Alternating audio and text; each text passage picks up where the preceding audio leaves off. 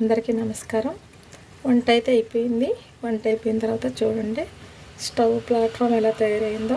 ఈ వంటలు చేసే హడావుల్లో ఇక్కడ ఎలా జిడ్డు పట్టేసిందో అన్నీ పట్టేసింది. ఇప్పుడైతే చేపల కూర అయిపోయింది. ఇది వైట్ రైస్ కూడా అయిపోయింది. ఇప్పుడు దీన్ని మనం క్లీన్ చేసుకుందాం. ప్రతిరోజు వంట అయిపోయిన తర్వాత క్లీన్ చేసుకున్నాం అనుకోండి, ఇక్కడికి చీమలు రాకుండా మన యొక్క వంటగది శుభ్రంగా ఉంటుంది. ఈ అన్నం గిన్నెని, కూర గిన్నెని ఇక్కడ తీసేసి దీన్ని ఇప్పుడు శుభ్రం చేసుకుందామండి. బహుశా అందరింట్లో కూడా ఇలాగే ఉంటుంది అనుకుంటానండి. వంట అయిపోయిన తర్వాత ఈ విధంగా మొత్తం చెత్త కింద మొత్తం పడిపోయి ఫుడ్ మెటీరియల్ ఇలా ఉంటుంది. ఇప్పుడు మనం దీన్ని క్లీన్ చేసుకోవాలి. ఎలా చేసుకోవాలో చూద్దాం ఒకసారి. ఈ స్టవ్ ప్లాట్ఫామ్ క్లీన్ చేసుకోవడం పెద్ద కష్టమేం కాదండి. చాలా సింపుల్గానే చేసుకోవచ్చు. ప్రతిరోజు మనం ఈ విధంగా చేసుకున్నాం అనుకోండి, ఎంత క్లీన్గా ఉంటుంది. ఇది కొంచెం సర్ఫ్ పౌడర్ వేస్తున్నానండి, ఎక్కువ కాదు, కొంచెం అంటే వేసి ఒక చిన్న కాటన్ క్లాత్ తీసుకుంటున్నాను. ఇదిగోండి కాటన్ క్లాత్. దీంతో ఈ కాటన్ క్లాత్ని ఈ వాటర్లో ఇలా ముంచి ఇలా రెడీ చేస్తున్నాను అనమాట. దీన్ని ఇలాగా ఇప్పుడు దీంతో స్టవ్ అంతా ప్లాట్ఫామ్ అంతా శుభ్రంగా తుడుచుకుందాం. నీట్గా అయిపోద్ది. మన స్టవ్ తల మెరిసిపోద్ది అనమాట. ఓకేనా? ఒకసారి చేద్దాం, ట్రై చేద్దాం. ఎప్పుడు ఇలాగే క్లీన్ చేస్తానండి నేను.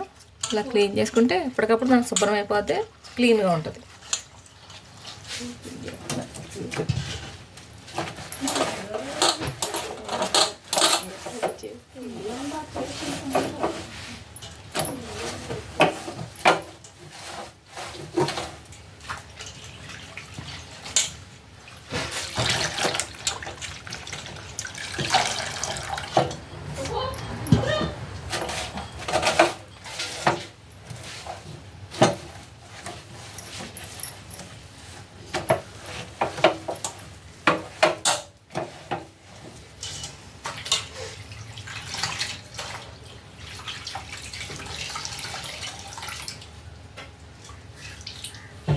ఆల్మోస్ట్ క్లీన్ అయిందండి.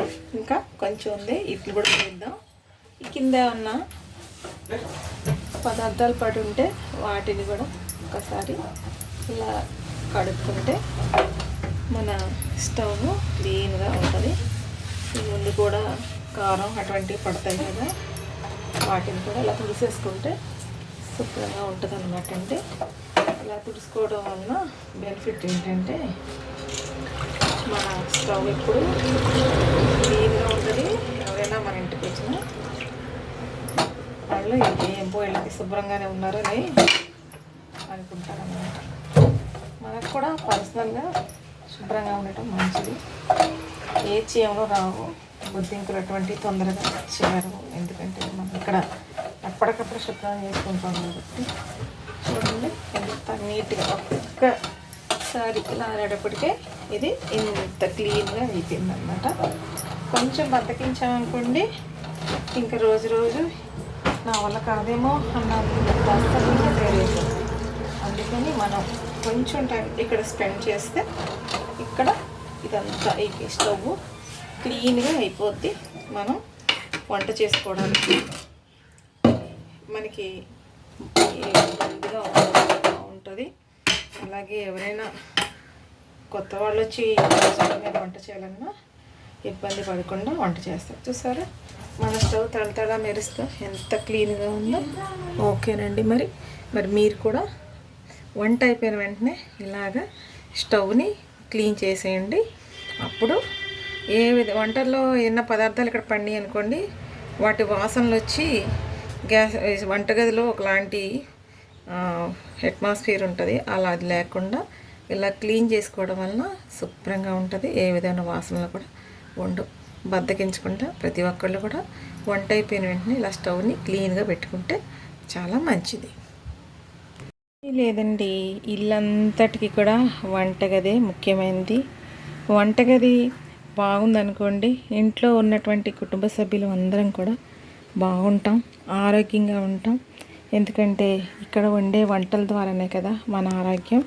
కాబట్టి ఈ విధంగా ప్రతిరోజు కూడా మనం గ్యాస్ స్టవ్ విషయంలో కొన్ని జాగ్రత్తలు తీసుకుంటే మన గ్యాస్ స్టవ్ ఎప్పుడు క్లీన్గా ఉంటుంది. అలాగే ఈ బర్నర్స్ ఉంటాయి కదండి, గ్యాస్ స్టవ్ బర్నర్స్ కూడా, ఈ బర్నర్స్ కూడా శుభ్రంగా ఉంటాయి. ఈ పదార్థాలు ఏమన్నా పడిపోయి ఇవి క్లోజ్ అయిపోకుండా ఈ బర్నర్స్ ఎప్పటికప్పుడు మనకి ఫుల్ ఫ్లేమ్ వచ్చే విధంగా ఉంటాయన్నమాట. అలాగే మన గ్యాస్ స్టవ్ రస్ట్ పట్టకుండా ఉంటుంది. లాంగ్ టైం మనకి గ్యాస్ స్టవ్ అనేటటువంటిది మనకి యూస్ఫుల్గా ఉంటుంది. అస్తమానం కూడా గ్యాస్ స్టవ్ రిపేర్స్ రావు, మనం గ్యాస్ స్టవ్ని మార్చుకోనక్కర్లేదు. కాబట్టి గ్యాస్ స్టవ్ విషయంలో మనం వంట చేసుకుంటున్నాం కదా, మన వంటకి గ్యాస్ స్టవ్ అనుకూలంగా ఉండేటట్టుగా ఈ గ్యాస్ స్టవ్ని ఎప్పటికప్పుడు మనం శుభ్రం చేసుకుంటే మనకి మన ఇంటికి కూడా చాలా మంచిది. చూసారా? మరి నా ఛానల్ చూస్తున్న మీ అందరికీ థ్యాంక్స్ అండి. సబ్స్క్రైబ్ చేసుకోండి. మరి అందరూ కూడా దయచేసి లైక్ చేయండి, కామెంట్ చేయండి. మరి మీకు ఇష్టమైతే ఈ విధంగా మీరు కూడా మరి క్లీన్ చేయడానికి మరి ప్రయత్నించండి. మరి ఒక లైక్ చేయండి, తప్పకుండా కామెంట్ చేయడం మాత్రం మర్చిపోవద్దండి. ప్లీజ్ మీరందరూ కూడా లైక్ చేయండి అండి. మరి నా ఛానల్ చూసిన మీ అందరికి కూడా మరొకసారి థ్యాంక్స్ అండి. స్టవ్ని ఈ విధంగా క్లీన్ చేసుకుంటే మనకి మంచిది. నేను ఎప్పుడు ఇలాగే చేస్తాను, మీరు కూడా చేయాలని కోరుకుంటున్నాను. Thank you.